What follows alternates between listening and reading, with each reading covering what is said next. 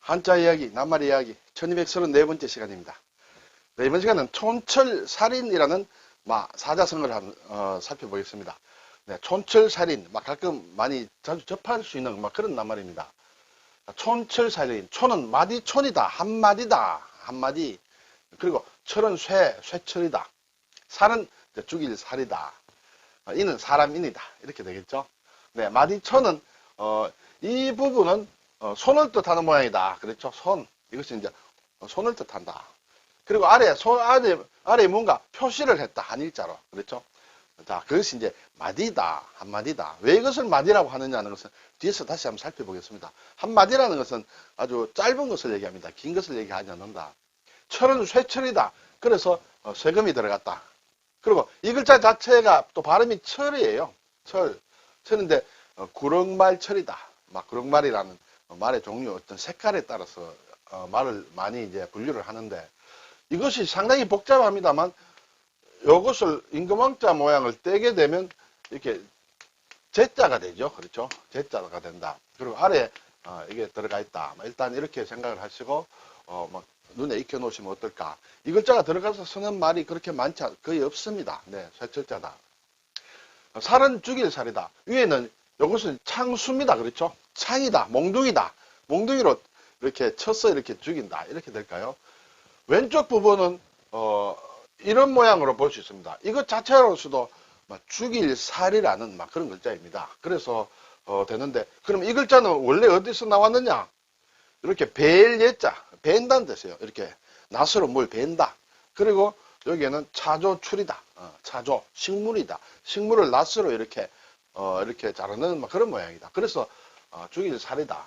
글자를 뜯어보면 이렇게 되는데, 우리가 한자를 좀 아는 게 이렇게까지 끝까지 뜯어보는 것은 앞으로 안 하셔도 됩니다. 한두 번 정도만 하시고 대략 이렇다. 이것이 죽일 살이다 하는 것을 아는 것이 훨씬 중요하다.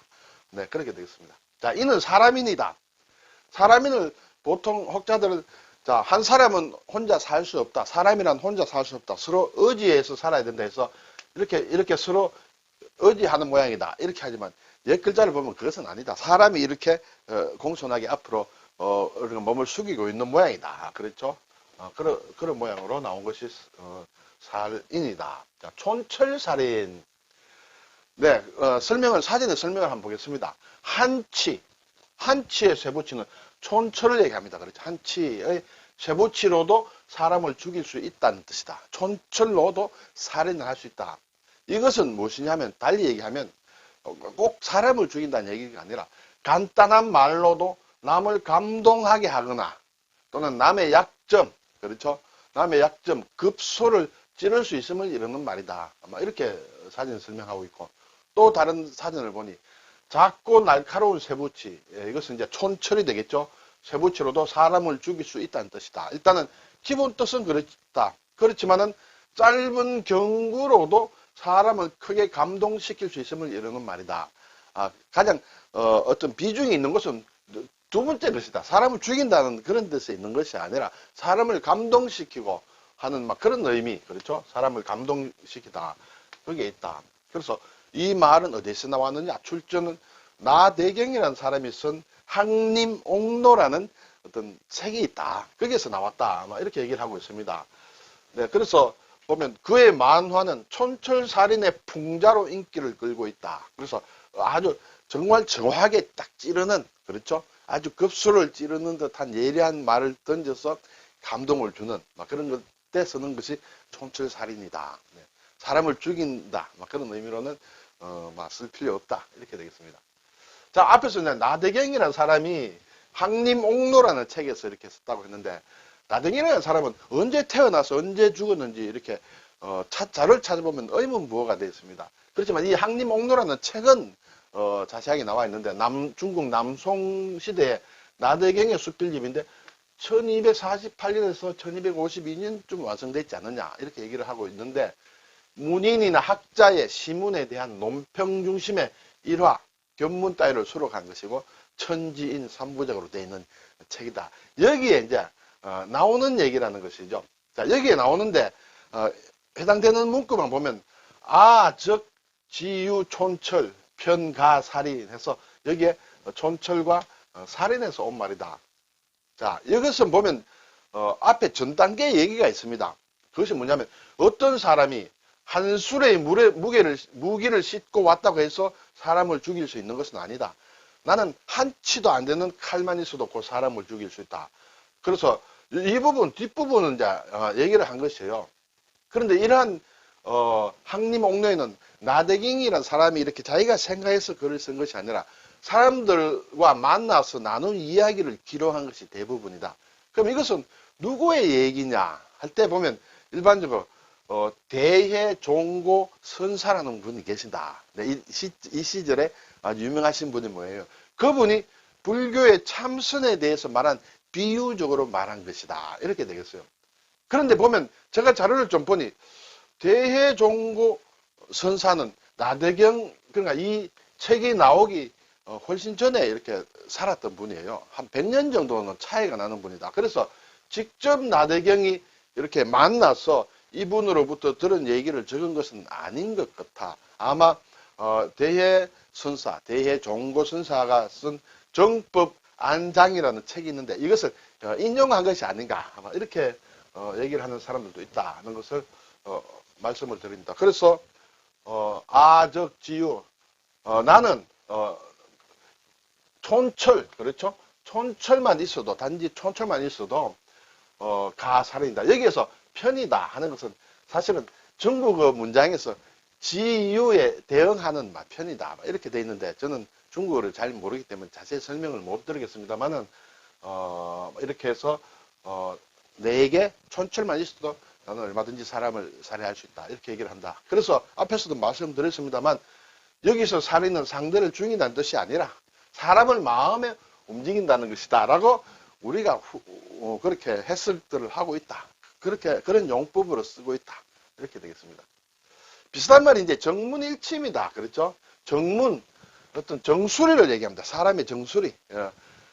침을 딱 놓는다는 그런 얘기죠. 그래서 정수리에 침을 놓는 것 같이 따끔한 충고로 교훈을 준다. 비슷한 의미다. 촌철살인과. 자, 마디춘자가 들어가는 것은 이제 촌수라는 낱말이 있습니다. 자, 내하고 누구하고 촌수가 어떻다. 1촌, 2촌, 3촌, 부자지간에 1초이다. 형제지간에 2촌이다. 이렇게 해서 촌수를 사돈의 8촌까지 따집니다. 그렇죠? 촌극이다. 아주 조그만 에피소드 같은 그런 것을 촌극이다. 잠깐 동안 일어나는 극이다. 촌지다. 조그마한 마음이다. 그렇죠? 옛날에는 촌지 같은 게 많이 있었죠. 학교에도. 특히 선생님께서 촌지를 드린다든지 이런 게 있었는데 요즘 없어졌습니다. 예. 촌충이다. 요즘은 아마 다른 말로 쓰이는 모양인데 아주 짧은 그런 줄처럼 생긴 곤충이 해충 우리 몸속에 있는 충이다. 물론 나무목을 붙이면 마을촌입니다. 또 꽤 익숙하리라 생각이 되고 촌락이다. 촌락이라는 것은 마을이다. 촌도 마을이고 마을이다. 시골 마을을 촌락이라 한다. 마음심을 붙이면 헤아린다는 뜻이에요. 헤아릴 촌. 촌탁한다는 그런 얘기 좀 어렵지만은 저도 생각이 나서 다시 찾아봤습니다. 남의 마음을 미루어서 헤아리는 것을 촌탁한다. 예. 도는 이게 그렇죠. 헤아릴 탁이라는 그런 뜻도 있습니다. 도로도 읽힌다. 네, 도수, 정도 할 때도 읽히지만은 헤아린다고 할 때는 탁으로 읽힌다. 촌도라고 하면 이제 틀리죠. 촌탁이다. 자, 이번 시간에 이제 이 촌자가 마디촌이 이제 앞에서 이런 글자였습니다. 이 촌에 대한, 촌은 일반적으로 지금 한 치다. 그래서 대략 3cm 정도를 얘기한다. 그렇죠? 그런데 한 자다고 하면 이제 30cm다. 10배다. 이 길이가 어느 정도 되느냐라는 것에 대해서 여러 가지 학자들마다 좀 설명이 달라서 제가 좀 정리를 해봤습니다. 어느 것이 맞느냐라는 그런 의미인데 이것이 옛 글자인데 이 부분이 손이라고 했습니다. 그렇죠? 손. 그래서 손을 봤다. 자, 첫 번째. 손끝에서 맥박이 뛰는 곳까지의 길이다. 자, 여기에서 보면, 그렇죠? 이것이라는 것은 뭔가 손의 어떤 부분의 표시다. 이쯤 표시한 것 아니냐, 이런 생각이 됩니다. 그래서 손끝에서부터 맥박이 뛰는 곳까지 이 길이다. 이것은 보면, 건 20cm 넘습니다. 좀 손이 큰 사람은 한 자 가까이 되는데, 이렇게 얘기하는 분도 있다는 것이죠. 이 글자를 보고, 그렇죠? 글자를 봤을 때. 그래서 손끝에서 손목까지의 길이다. 이렇게 얘기하고. 또 어떤 사람들은 손가락의 마디의 길이다. 손가락에는 우리가 세 마디로 되어 있습니다. 그렇죠? 여기 세 마디의 하나의 길이다. 막 대략 3cm 정도 됩니다. 그렇죠? 손가락 마디, 그렇게 얘기하는 사람도 있고, 또는 손목에서 맥박이 뛰는 곳까지 길이다. 자, 여기 손목이 있다. 그리고 맥박을 잡는다. 손목 바로 아래에 맥박을 잡죠. 그것도 대략 한 3cm 정도 됩니다. 그렇게 얘기하는 사람도 있습니다. 네. 그리고 또 어떤 사람은 손가락의 폭의 넓이다. 손가락의 폭이라는 것은, 그렇죠? 자, 이것이 하나의 손가락의 폭이다. 손 하나의 폭이다. 그렇죠? 이렇게 마디촌을 해석하시는 분들이 많이 있다. 이렇게 되겠습니다. 저로서는 어느 것이 맞다. 이렇게 얘기하기는 좀 힘듭니다. 힘드는데, 저로서는 개인적인 생각으로는 세 번째에 좀 의미를 좀 많이 가지고 있다. 이렇게 됩니다. 그리고 이 손가락의 폭의 넓이다 할 때는 이런 것도 있습니다. 12지장, 우리 4장 중에 12지장 할 때는 이 손가락의 한 폭, 이것이 지금 이것이 4개입니다. 그렇죠? 이것이 12개가 되는 길이를 12지장이라 한다. 그때는 또 손가락 폭과 좀 의미가 통한다고도 할 수 있습니다만, 어쨌든 마디촌에 대한 것으로는 저는 3번으로 보고 있는데, 이렇게 학자마다 이렇게 주장을 하고 있다는 것을 참고로 아시면 어떨까요? 오늘 촌철살인이다. 여기서 중요한 것은 어떤 따끔한 급소를 찌르는 예리한 말을 가지고 사람을 감동시킨다는 그런 의미의 사자성어다라는 것을 한번 다시 살펴보았습니다. 감사합니다.